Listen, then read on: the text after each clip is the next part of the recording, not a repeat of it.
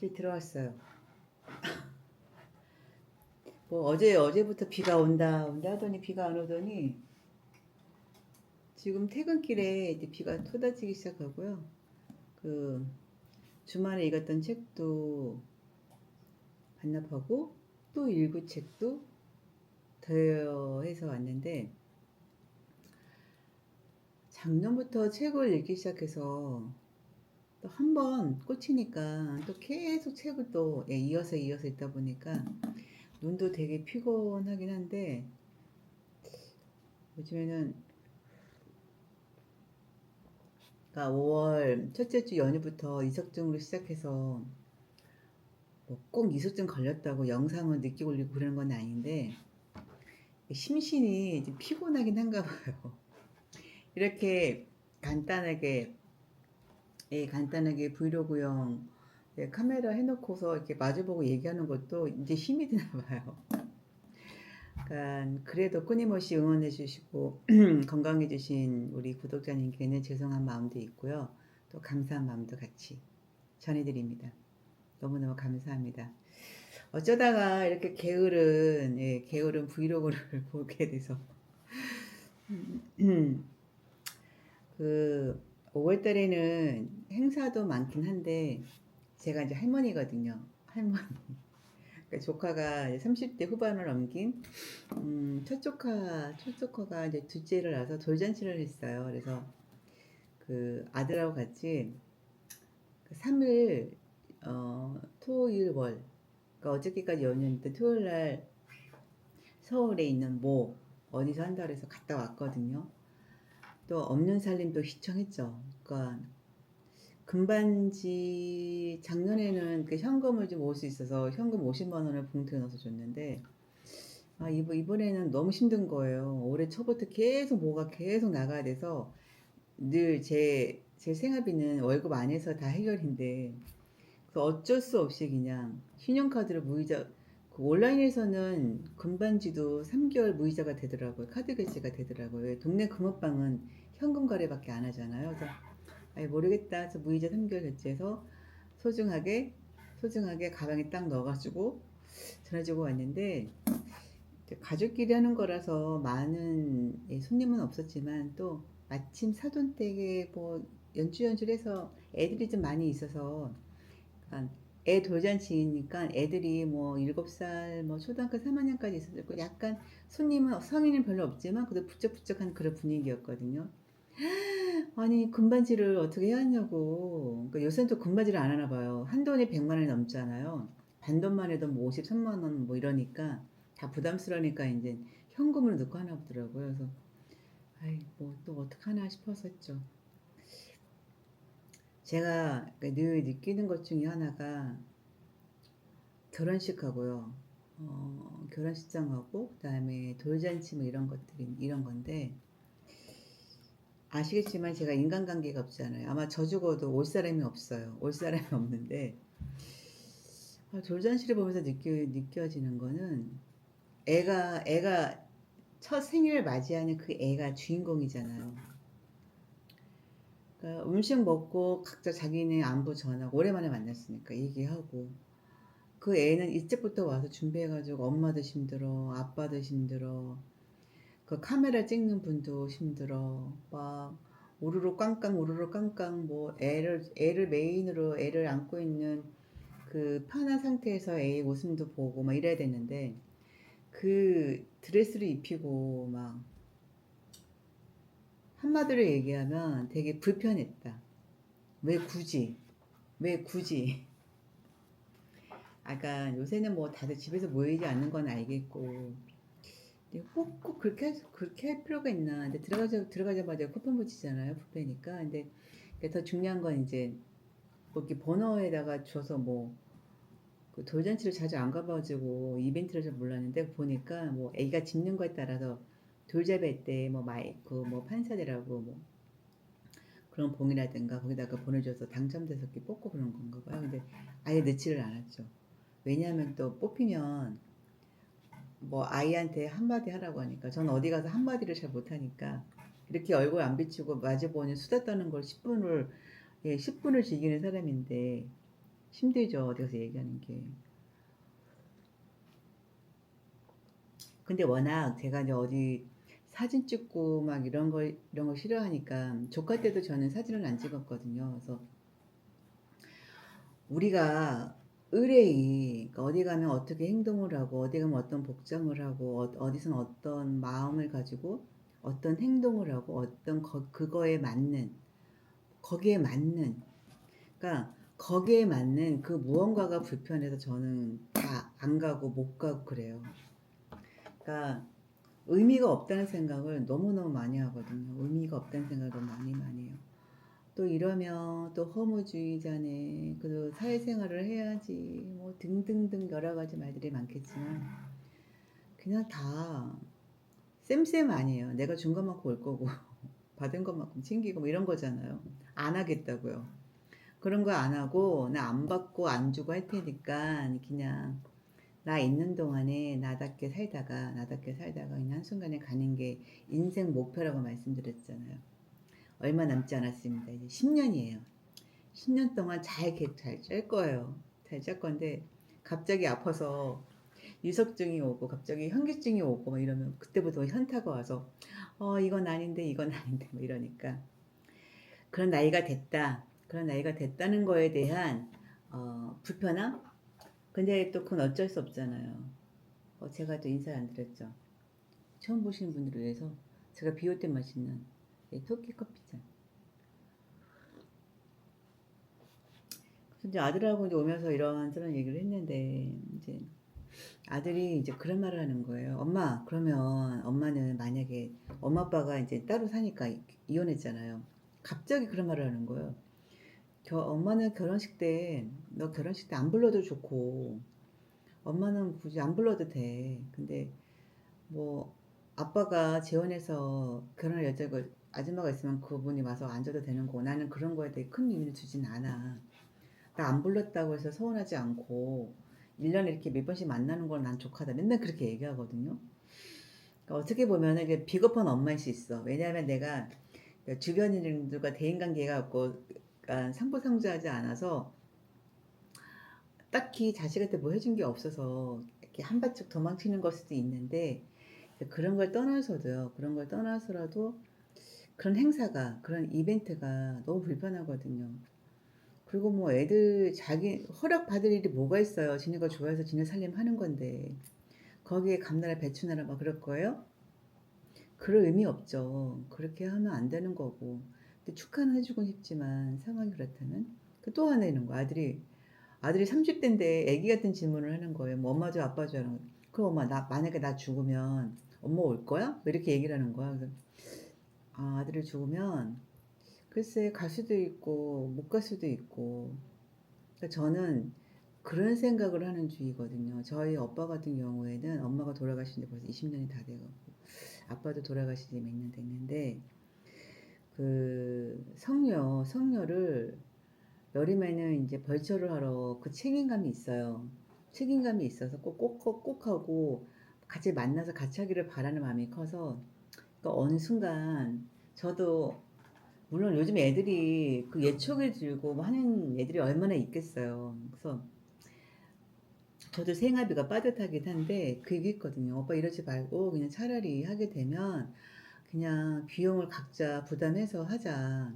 너무 힘들지 않냐. 누가 할 건데. 막 그랬거든요. 없긴 한데 차라리 그게 낫겠더라고요. 가는 거리 오는 거리 한여름에 찌고 막 너무 힘든 거예요. 그러니까 요즘엔 제가 쓸모가 없으니까 이렇게 전화도 안 하고 그냥 야 갔다 왔다 엄마 산책 갔다 왔다 이렇게 말하고 애 돌려서 말하고는 하거든요. 그러니까 오랜만에 이제 형제를 만났을 거 아니에요. 형제 자매를 만났을 거 아니에요. 근데 그 언니가 그러는 거예요. 너 오늘 여기 2시간 있다 가야 된다. 2시간 꽉 채서 가야 된다. 막 그러는 거예요. 근데 그때부터 막 스트레스야. 그러니까 재미도 없고 뭐 할 말도 없고 그냥 그런 거예요. 그냥 먹는 것도 불편하고 먹는 것도 다 귀찮고 나는 집에 가고 싶은데 집에서 뭐 할 것도 없는데 그냥 집에 오고 싶은 거예요. 그냥 안절부절. 이걸 보시는 여러분들은 어떤지 모르겠어서 저는 세상에서 그냥 그렇게 불편한 게 없답니다. 그리고 저는 좋으면 좋다고 싫으면 싫다는 표시가 너무 잘 나고 말투에 나오고 얼굴 표정에 나오거든요. 그거를 꾹꾹 눌러서 하고 왔더니 연휴가 힘들었죠. 그러니까 내가 늘상 하는 루틴에서 조금만 벗어나고 그러면 되게 몸이 힘들어요. 그리고 이제 안 쓰던 신경을 쓰잖아요. 얘기도 들어줘야 되고 내가 하고 싶진 않지만 나는 뭐 어떻게 생각하고 있다는 것도 살짝 얘기해 될 것만 갖고 그래서 거기다 먹고 다 먹고 했는데 그래도 뭐가 아쉬웠는지 여기 카페 가서 그 이쁜 말이 안 나오고요. 제가 지금 말이 제 깐에는 2시간 되게 인내를 다해서 견뎠던 거라 그만하자 이제 그만해 아 너무 고단하다 그랬거든요. 그러니까 제가 잔치집에 가면 재 뿌리는 사람 있잖아요. 그럴 수도 있어요 제가. 그러니까 오빠 언니가 그냥 편하게 저를 대해줘서 이 정도인 거지 진짜 이렇게 조그만 그런 불편을 못 견뎌 하긴 해요. 이렇게 생겨 먹은 걸 어떡하겠어요. 이렇게 생겨 먹고 이런 소리를 하고 있는 저희 브이로그 영상을 보시고 있는 여러분이 있잖아요. 5월 한 달도 그냥저냥 아팠다 회복됐다 약간 다운됐다 그리고 이제 책을 한번 읽기 시작하니까 계속 읽어야 되고 또 책도 한번 읽다가 보면 또 멈출 수가 없어요. 그래서 그 새벽에 잠도 안 올 때 일어나서 읽기도 했다가 그 요새는 또 유튜브를 또 덜 보기도 하고요. 덕분에 넷플릭스 영화를 덜 보기도 하고요. 이렇게 옮겨가는 중이에요. 한동안은 막 음악만 계속 듣다가 한동안은 막 밀렸던 미드를 막 미친 듯이 봤다가 한동안도 지금은 또 다시 또 책으로 봐서 또 책으로 아니 또 알고리즘이 자꾸 뜨니까 이게 이분이 누구더라? 예, 테드 창이라고 SF 뭐 소설인데 우리 인간은 그래서 어떻게 살 것인가 뭐 그런 내용이 많이 가졌던 내용이래요. 그래서 한번 읽어봐야 되겠다. 여기 보면 뭐 이분이 우주과학자인가 봐요. 보세요. 이게 짤막하게 있는 게 이런 거죠. 행운을 빈다 탐험자여. 당신들의 삶은 우리의 삶이 그러했듯 다들 모두가 그러하듯 언젠가는 끝날 것이다. 아무리 오랜 시간이 걸린다 해도 결국 모든 것은 평형 상태에 도달할 것이다. 설령 이런 사실을 자각한다 해도 스포하지 말기를. 우리의 우주는 그저 나직한 쉿소리를 흘리며 현형 상태에 빠져들 수도 있었다. 그것이 이토록 충만한 생명을 낳았다는 사실은 기적이다. 당신의 우주가 당신이라는 생명을 일으킨 것이 기적인 것처럼. 뭐 그 알듯 말듯한 그런 거 같죠? 이게 뭐 그런 거래요. 뭐 SF 사상 보기 드문 정치함과 우아함을 갖춘 작가 테드 창의 뭐 슈거상, 로커상 뭐 이렇게 뭐 상 많이 받았던 거라고 하는데 잘 모르겠고, 그러니까 책들을 읽으면서 요새는 이제 고전 문학 예전에 읽었던 책을 다시 꼬집어서 인용 중이긴 한데 이런 걸 읽으면서 어떤 거에 많이 이렇게 나의 생각과 눈길이 머무냐면 맞아 내가 이런 감정이었는데 내가 생각했던 내가 느꼈던 그런 것들이 이런 거였구나. 이 작가의 글로 그래서 요즘에는 어떤 걸 하냐면 이 작가들이 쓴 그 문장을 다시 제가 이렇게 옮겨서 그 문장만 내 감정이 통했거든요. 그래서 와 이런 느낌이었어. 그러니까 나도 이런 걸 한번 써보겠다. 요새는 제가 국어 사전을 제대로 한번 찾아서 본 적이 없거든요. 요새는 우리가 너무나 잘 쓰는 낱말, 너무나 쉽게 쓰는 말들 그런 것들의 의미를 대충은 이럴 때 쓰는 거지 뭐 이런 기분일 때 이런 말 쓰는 거 아니야라고 했던 것들을 다시 한번 국어사전에 들어가서 다시 한번 확인해보고 그래서 유의어 비슷한 말을 쓰는 것들 또 우리나라는 또 한자가 많잖아요. 그래서 한자어도 내 이름만 겨우 쓰고 있는데 또 한자어도 쓸 일이 별로 없으니까 다시 한번 그러니까 다시 한번 읽고 또 나의 감정과 맥이 통하는 문장을 들으면서 또 한번 나의 오늘 하루 삶의 고단함을 한번 또 스스로 위로도 했다가 그 말에 또 무한한 그 작가가 19세기 작가에 대한 막 경외심이 들다가 이런 것들을 막 느끼고 있는 요즘이에요. 그러니까 어딜 나가서 보고 듣고 말하고 이런 데서 얻는 그걸 힐링이라고 느낀다면 그건 나에게 피곤함이고, 이렇게 그냥 책에서 예전에는 그냥 까만 건 글씨와 하얀 건 종이었는데 지금은 다시 한번 씹어보고 곱씹어보고, 야, 이렇게까지 표현한다고? 이렇게까지 이런 감정으로 쓴다고? 뭐 그런 것들을 느끼는 부분이 많아서 그러다 보니까 오늘 9일, 10일 막 지나가고 있는 거예요. 그래서 나의 수다도 한번 올리긴 해야 되는데 라고 하면서 지금 퇴근길에 오면서 오늘은 짧게라도 무슨 말을 좀 해야 되겠다 했는데 벌써 15분이 넘어가고 있네요. 저는 비가 또 다음 달이면 장마철이라고 또 태풍과 또 강풍이 몰아치는 또 한바탕 또 힘든 장마철이 오겠죠. 근데 그런 거 빼놓고는 지금처럼 이렇게 오는 비가 반가워요.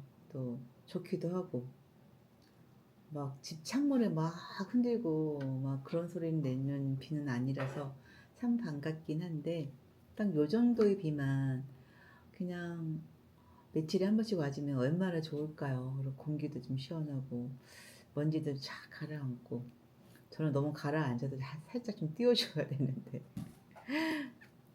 하여튼 올 이달에는 그래도 그냥 정말 다행인 게 이제 이삭증 생기고 나서, 그리고 이제 제가 이제 작년 여름부터 땀띠처럼 느꼈던 배꼽의 발진들이 두드러기가, 내가 혹시 뭘 다시 한번 감각심이 느껴져서 한동안은 또 라면 뭐 시도 때도 없이 그냥 과자 뭐 맥주 마시다가 과자 먹고, 또 카스테라 빵도 또 한동안 또 빠져서 핫도그에 아침에 뭐 2개씩 하다가 막 출근길에 먹고 그랬더니 이게 아닌가? 그래서 뭐가 안 좋은가 싶어가지고 나름대로 계속 오늘까지도 계속 양념이 없는, 또 솔직히 요새는 김치도 잘 먹진 않아요. 라면 어저께 그 짜파게티가 너무 먹고 싶은 거예요. 그 짜장면이. 근데 짜장면을 더 먹으러 가자고 하니 너무 부담스럽고, 그래서 그 짜파게티 그 면을 라면을 사갖고 와서 해서 먹었는데 입에서는 되게 즐거운데 역시나 속은 불편해요. 그래서 라면을 상대적으로 적게 먹고 탄수화물을 일단 줄이는 거는 지금 괜찮아졌어요. 그 양념 있는 걸 거의 안 먹고요. 그냥 파프리카랑 그다음에 사과랑 그다음에 생오이 다, 그다음에 밥을 그 찰쌀 현미랑 레드콩 넣고서 그거 해서 그냥 간장만 살짝 참기름 넣어서 그거 자체만 먹고, 그다음에 닭가슴살 아니면 그 연어만 그래서 먹었더니 속도 좀 편하기도 하고 괜찮더라고요. 근데 오늘은 왠지 좀 어저께부터 떡볶이가 먹고 싶었거든요. 그래서 제가 먹고 싶은 식단을 오늘 약간 떡볶이도 좀 맵게, 그래서 직원들 주면서 저도 살짝 먹을 수 있게끔 그렇게 살짝 해 먹었죠. 비는 추적추적 오고요, 여러분. 화요일이지만 월요일 같은 화요일 있죠. 대신에 이번 주 조금 빠를 거고요. 내일이 수요일이잖아요. 5월 마지막 주입니다. 여러분들이 생각하시는 것들, 그 다음에 그러니까 저와 같이 없는 아니고 없는 와중에 생활하시고 근근하게 사시는 분들 중에 너무 저처럼 이렇게 처져 있지 마시고요. 또 어떻게 하든 좋은 에너지, 좋은 긍정을 가지고 살아야 돼요. 그래야 내가 뭐 사람을 만나서 대면해서 그런 건 아니더라도 제가 죽는 그 순간까지는 그래도 제가 살아있다는 걸 느끼면서 살아야 되는 것 같아요. 책을 읽으면서 그런 느낌 많이 들고요. 그리고 내 생활에서 안 하던 걸 하는 게 아니라 하던 와중에 내가 생활 패턴 중에 조금 더 이렇게도 바꿔보고 저렇게도 바꿔보고 생각을 달리 해보고 그럼 괜찮은 것 같아요.